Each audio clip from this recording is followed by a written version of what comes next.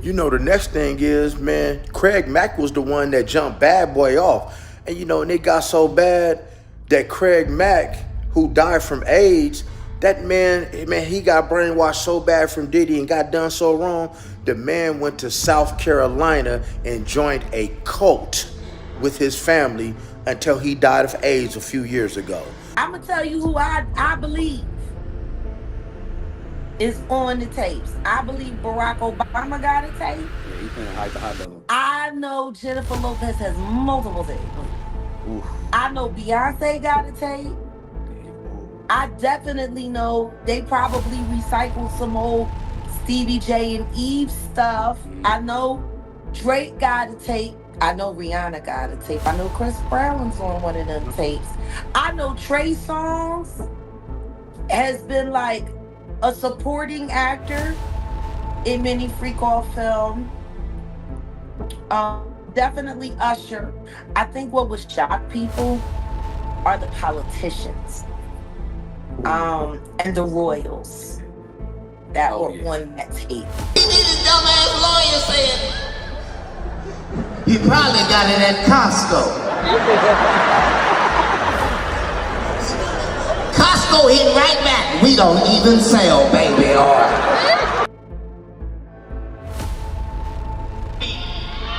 We be having a real conversation about some real shit. Oh, not $1,000 of baby oil, Jesus. It ain't that much ass in the world. When Katt Williams speaks, the entertainment world tends to stop and listen. His raw honesty and sharp memory for events in Hollywood have often landed him in controversial waters. Now, a new wave of claims, lists, and resurfaced interviews is pulling his name into yet another firestorm. This time surrounding hip-hop mogul Leonardo DiCaprio, Jay-Z, Beyonce, Ashton Kutcher, Paris Hilton, Howard Stern, Russell Brand, Mariah Carey, Jennifer Lopez, Russell Simmons, Usher, and Megan Fox, to name a few. Man, you doing it, man. You deserve it, Daddy. You putting in that work. Proud of you. I love you. Yeah. I was a party favor. What does that mean? I was a party favor. I was somebody you could take off the table. So you're telling me they set children? I set children on a table. Like when you go to a birthday party and they have gift bags for everybody that comes that have candy and toys in them, Yep. and they set them on the table. So you're telling me at the freak-off parties, they put children on the table instead of gift bags, and then people can do what? Take you off the table and have even though it's against the rules to do certain things like or full house. Sometimes that's against the rules. Like for me, that was against the rules, but that didn't matter. That did not matter. So they come choose you off the table, do whatever they want with you, and then what happens? Then they put you back on the table. They put you back on the table for somebody else to come choose you? Okay. That's called a party favor effect. That's just one of the little things that go on at the freak-off parties with children. Were there animals there? Goats. Did they turn the animals loose on the kids? Yeah.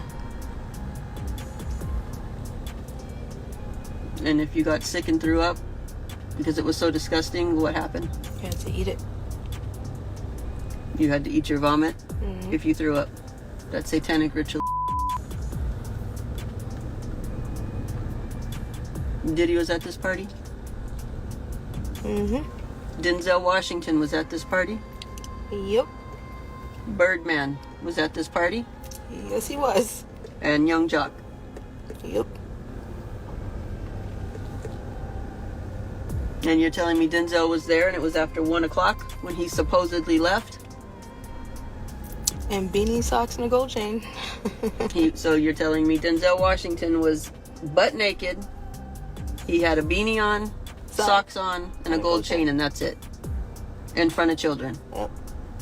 funny. Because he sure portrays himself to be holier than thou. Well, so a lot of them do.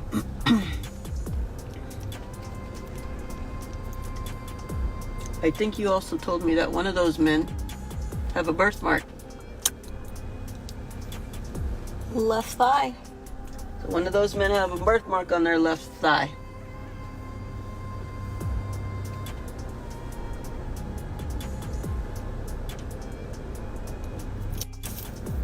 Yep.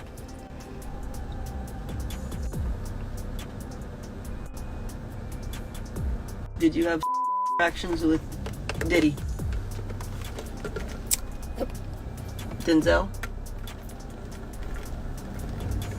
And I know we don't tell on Denzel.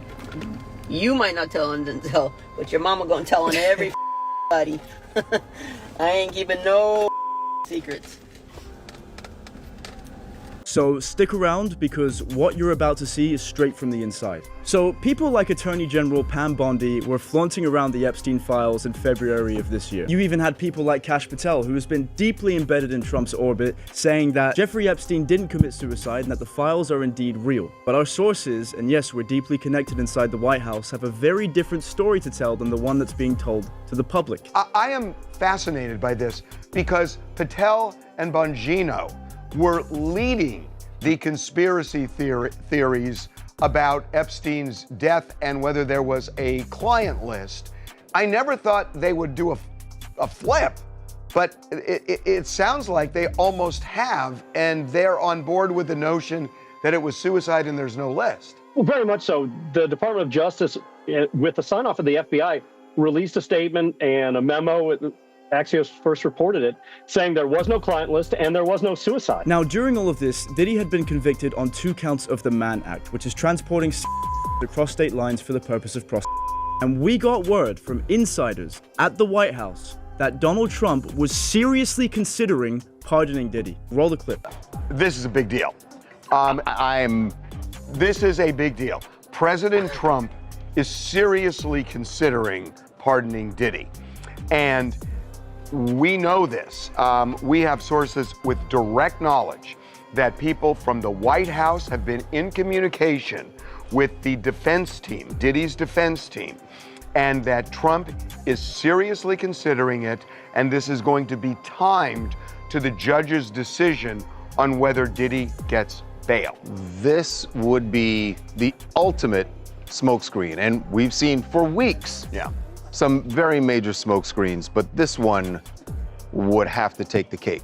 And on the surface, this link kind of starts to make sense, right? 2 men, both accused in high-profile both convinced they were being unfairly targeted, and both using the media to frame themselves as victims. But then everything shifted. Diddy was denied bail. After that, Trump came out and said that he once got along with Diddy very well, but that he was leaning towards not pardoning Diddy because Diddy was, quote, very hostile to him during the time that Trump was running for office. Roll the clip. Sean Diddy Combs. Right. Would you consider pardoning him? Well, he was essentially, I guess, sort of half innocent. Yes. I don't know what they do. He's still in jail or something, but he was celebrating a victory, but he seems, I guess it wasn't as good as a victory. Probably, you know, I was very friendly with him. I got along with him great, and seemed like a nice guy. I didn't know him well.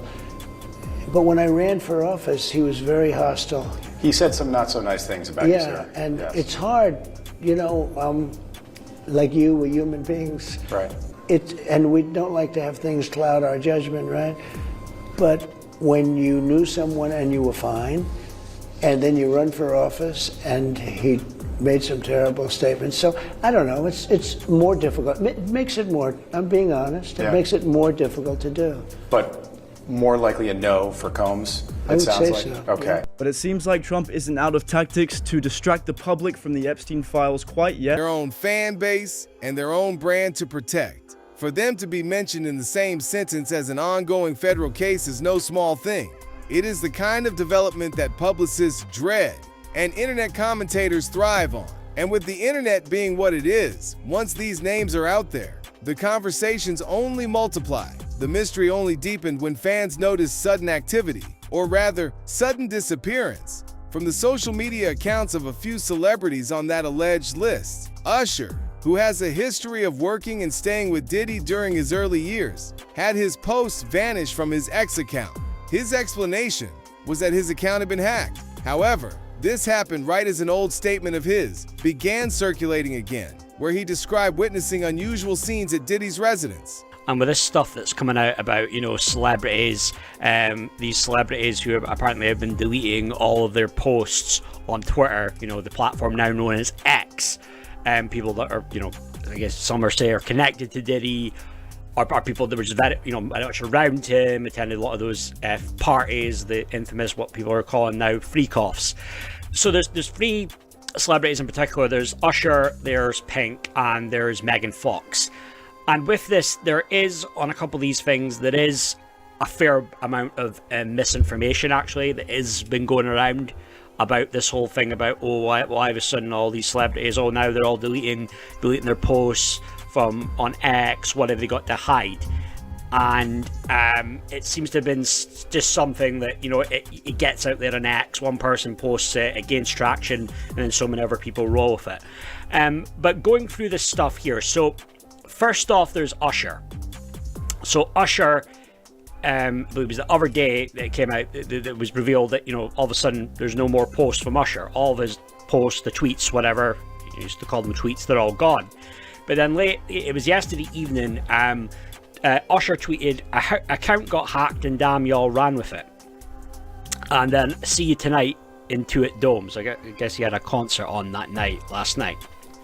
So apparently this is the whole, my account got hacked, sorry, But I'm going to get back to that one. But with a couple of other ones, there is some misinformation going around with that, and it has been fact-checked. So, and there's a lot of these accounts that it's the same people that do this.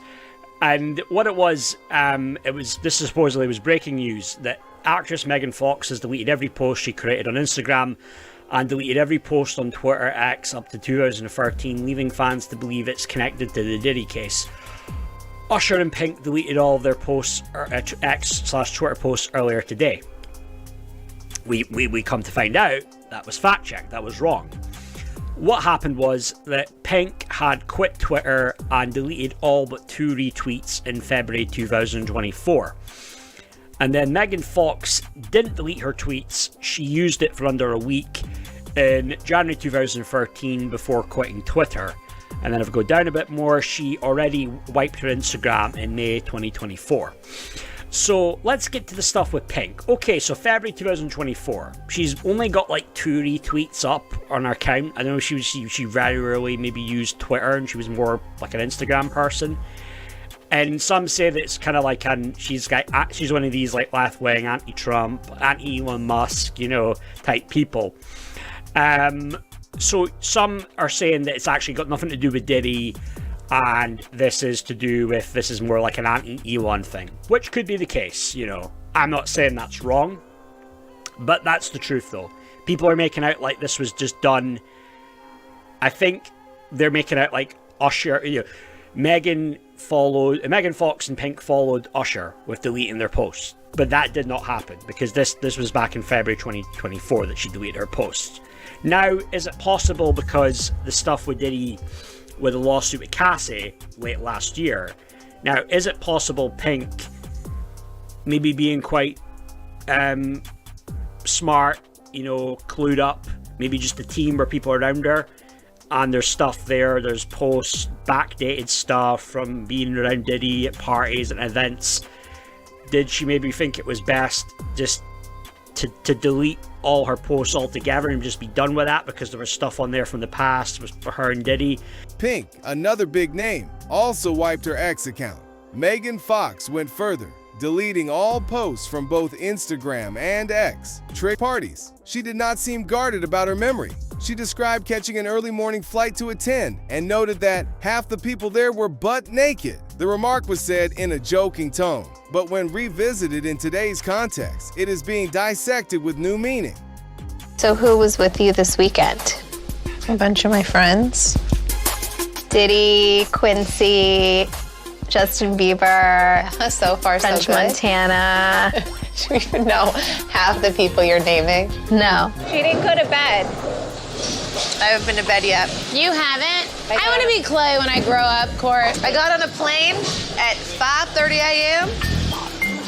Go to this party. I think half the people there were butt naked. Khloe's description aligns with other long-standing rumors about Diddy's events, that they often began like any other high-profile Hollywood gathering, but took a sharp turn as the night wore on. The resurfacing of this interview clip has led to renewed discussions about just how many people knew, witnessed, or heard about these happenings over the years. This is where public perception becomes a powerful tool. Once an old comment like this is pulled out of the archives, it gets reframed through the lens of new allegations. It stops being a funny anecdote and starts being treated like a potential piece of a bigger puzzle. And because Khloe is part of one of the most media-savvy families in entertainment, people find it hard to believe she did not understand the weight her words could carry. Because I'm not saying this is what happened. If there's a round of kids, it's the trafficker. P. Diddy gets a round of kids. Let's say that round of kids had Justin Bieber in it. There's contracts, okay? There's contracts for codes within that person. So they can take a remote and turn that person off. Britney Spears, when they want to. Lindsay Lohan, when they want to. Amanda Bynes, when they want to, okay? So let's say there's a contract for Justin Bieber. When P. Diddy has a hold of Justin Bieber, he now owns half of those codes. If Usher had the same contract and trafficked Bieber out to P. Diddy, okay, Usher and P. Diddy now have parts of Justin Bieber's contract. Do you understand what I'm saying? So if one goes down, the other side of the code has to go down. If there's a property linked to that person, Kevin Hart, because they had something to do with the trafficking of Bieber, then their property will go down because there's a code to that property. There's a code to everything. Your social security number is like a code. Okay? But depending on the level of MK Ultra, people have auctions for the codes on that person. So they can use a remote to them like a TV and shut them down, turn it up, use somebody else, change it whenever they feel like it. Bookmark it. Trust me. Trust me, bookmark it. Okay? I know it's probably not gonna make sense right now, but bookmark it.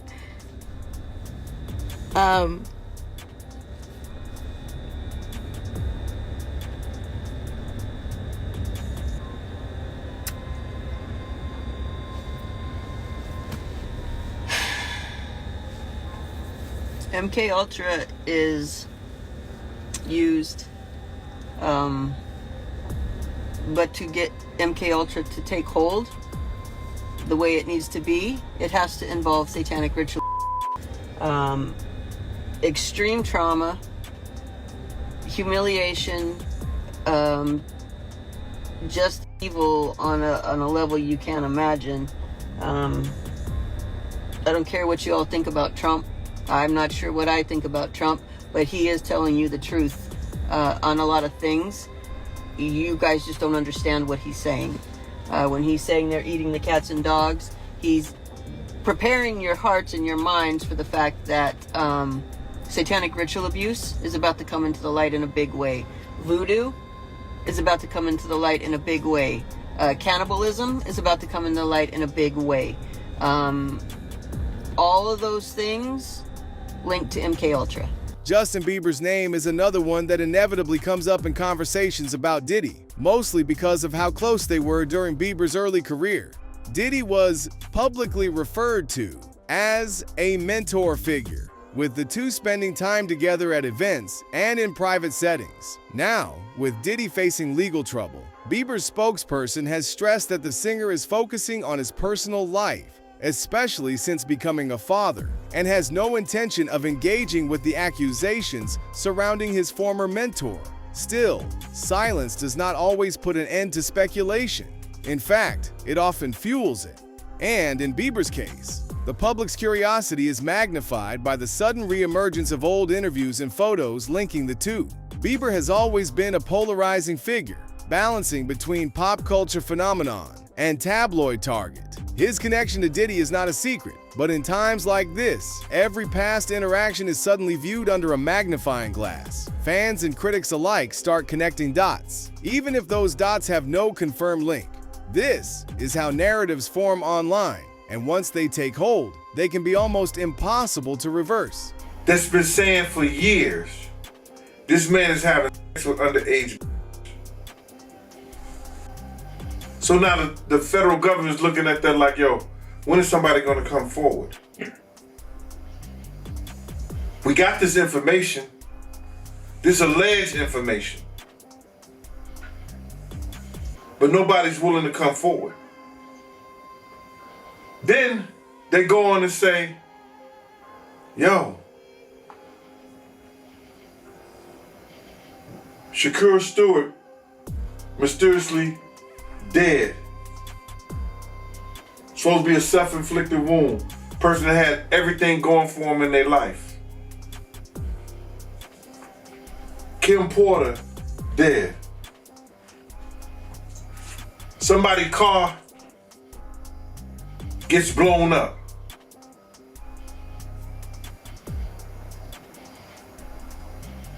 This guy is walking around threatening other actors, people. Somebody got to get involved in it. If it ain't the state, let it be the feds. Somebody got to stop him. He lucky that God given him the opportunity to be stopped while he's alive, then have to go to hell and face that. He got a chance to repent now, change his life.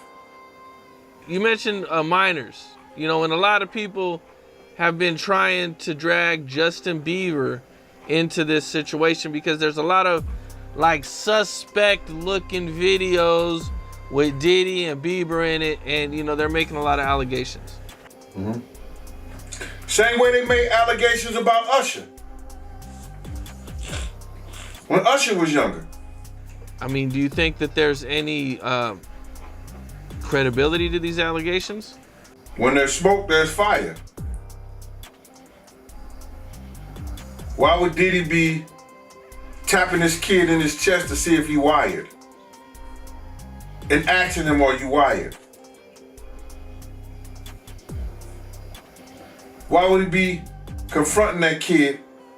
Why would Justin Bieber make a song about, what is it? I got smashed at a Diddy party or something like that? Why? There's reasons behind all this. So where there's smoke, there's fire, Cam. I wouldn't put it past him.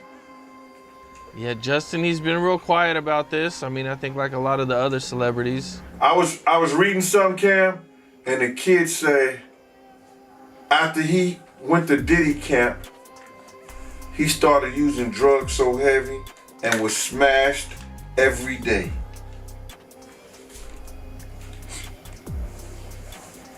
What would cause a kid who wanted to be an artist in the music business all of a sudden to start getting high and drinking and drugging, popping pills and smoking? What would cause a kid to do that? I mean, usually trauma. Or a Diddy party. Diddy is currently facing serious charges, including racketeering and other federal allegations, and he has been denied bail twice since his September arrest. While he maintains his innocence, details from the investigation have been making headlines, from the items allegedly found during the raid to descriptions of his home by law enforcement. One officer involved in the raid even compared Diddy's lifestyle and social circles to those of Jeffrey Epstein and Harvey Weinstein, claiming that the gatherings had been happening for over 15 years. The officer was clear, though, not everyone who attended these events was involved in illegal acts. However, many apparently witnessed questionable behavior, particularly in the later hours of the night. This statement, while not naming names, suggests that awareness of these activities in Hollywood circles might have been more widespread than the public ever realized. I've heard anybody else say until the federal government came in, because nobody knew, Mighty. Nobody knew before the federal government came in and hit Puff with those charges that any of this would have ever happened. You could not tell me, nobody could predict that this dude would be sitting on trial for his life. It just wasn't in the cards. And now that this thing has happened, it's made YouTube a lot of money. It's made content creators a lot of money. And everybody is talking about something that we started. Way back with Wisdom Clear, MREC, you took over and took it to a whole nother level. Everybody is using it. Everybody is saying that it's Gene Deal's fault. It's Gene Deal who did this. Cassie and a couple other people now, since the federal government got involved in it. Nobody could predict what will happen, but I'm gonna tell you what I think is gonna go down, brother. Because a lot of has gone, and a lot of people who wasn't at the trial or didn't hear the prosecution do what they did would think Diddy might be getting off. A lot of people think that Diddy might be getting off because they don't know the letter of the law. The prosecution, let's start with them. They did a great job. They did a great job in explaining what trafficking, the 11 charges. The 11 charges, well, it's 4 or 5 charges, but they got different, like trafficking, then paying a prostitution. They might have paying to transporting prostitution. They got different checkpoints, and that the juror's gonna have to go through to check off whether this guy is guilty of the things they saying. The RICO law, they have different statutes of the RICO law that the prosecution had to prove, as well as racketeering. You know what I'm saying? All this started by what I said, the character of this gentleman. The character of Puff, what he has done over the years to people. In cases like this, law enforcement's choice of comparisons is telling. By linking Diddy's alleged activities to some of the most infamous figures in modern celebrity crime, they are setting a tone that is hard for the public to ignore. Even without direct charges against the people on the alleged list, the shadow of association can have a lasting impact on reputations. Enter Katt Williams, whose blunt interviews and unfiltered opinions have a history of making industry insiders uncomfortable. Known for pulling back the curtain on Hollywood culture, Katt has never been afraid to connect dots others avoid. While he has not directly confirmed every name on this viral list, his past comments about industry gatherings, secretive circles, and the hidden behaviors of the rich and famous have been referenced heavily in online discussions about Diddy's situation. Katt's voice adds a certain weight to the conversation, not necessarily because he holds all the proof, but because his reputation for calling out celebrities without hesitation means people believe he is speaking from personal experience. Whether you agree with his approach or not, he has once again managed to keep his name and the story trending. It is also worth noting that Katt has been in this position before, where his statements sparked debates, forced reactions from celebrities, and even aligned with later revelations. This history makes people pay closer attention when he names names or alludes to certain behaviors. In the court of public opinion, credibility is built on a mix of consistency and perceived honesty, and Katt has plenty of both. And when I wrote it out to kill the careers of the people I was talking about, right? But it was so vicious that I erased all of the knockout blows and just left the jabs so that the comic I'm talking about knows that I know your real story. I'm gonna tell this, but you know what else I know. Resurfaced clips, sudden social media wipes, and Katt Williams' involvement has given the story staying power. People are also drawing parallels to other major celebrity scandals, noting that when high-profile individuals are linked, even loosely, to controversial figures, there is often a pattern of public silence followed by carefully worded statements months or years later. In this instance, the public is watching closely to see who speaks up, who stays quiet, and who gets drawn further into the narrative as the case against Diddy unfolds. In the last interview me and you did, you said that Diddy and Kim Porter were swingers, and a lot of people was wondering, yo, in the comment section, how do you know that, yo? Like, was you doing security when they was doing that or something? Because when they were in the room and they would go in the room with another couple, right? And I've seen some things happen in the jacuzzi. Like when I'm the only one could go to the room 9 times out of 10. When Puff was the one who, you know, was in the presidential suite, I'm the only one allowed. I gotta watch the door. No one could get into that door. I'm the only one that had the pass key or whatever. You know what I'm saying? And then sometimes you would hear a boom, boom, boom, boom, a thump or whatever the situation is and stuff like that. Yo, what's up? Everything good? And sometimes they would open the door. I'm right there by the door. Sometimes you see things you don't want to see. Hey, did they ever try to get you involved? Or Not at all. Offer you? Not at all. Puff did it one time, but that's in my book. When he was coming from Dallas, he had the snow bunnies. And I reneged on that. Nah, I'm good.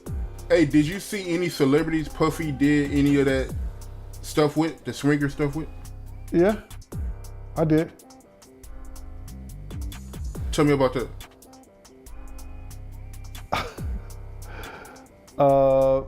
I think I told you about that. One time, him and somebody, him, Sarah, and this young girl flew from Atlanta. And they, and flying from Atlanta, we had this artist with us, right? And we were staying in the presidential suite at the hotel. And this particular artist and Puff, they told me, don't let nobody come in the room. So I said, all right, cool. So I propped my chair by the room door while they went in. So this artist's cousin knocked on the door. So I went to him and I let him in because I knew him, I see his face and everything. I seen his face several times before. He said, yo, I gotta speak to my cousin. And I said to him, I said, well, they busy right now, man, and they told me don't let nobody come in the room. He said, yo, I'm going in the room to get my cousin out. And I said, bruh, you ain't going in the room to get your cousin out. They told me nobody could go in the room.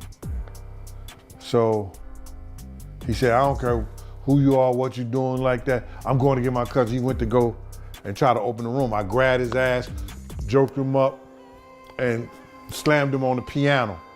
And the next thing you know, Puff and this artist run out the room naked. And so then I see the artist trying to grab a towel. Puff didn't give a and the artist like, yo, what's wrong? What's going on? What's going on? He's like, yo, G, that's my cousin. And I was like, yo, my man, he was trying to get in the room and y'all told me don't let nobody else come in, let nobody come in this room. Jesus Christ gonna have to come take the, Puff no, Jesus gonna have to take the air out my body if anybody coming in that room. And Puff just looked at the artist and the artist said, you ain't wanna come up in there? It was a lot of freaking going on. The internet has a way of making stories like this impossible to bury.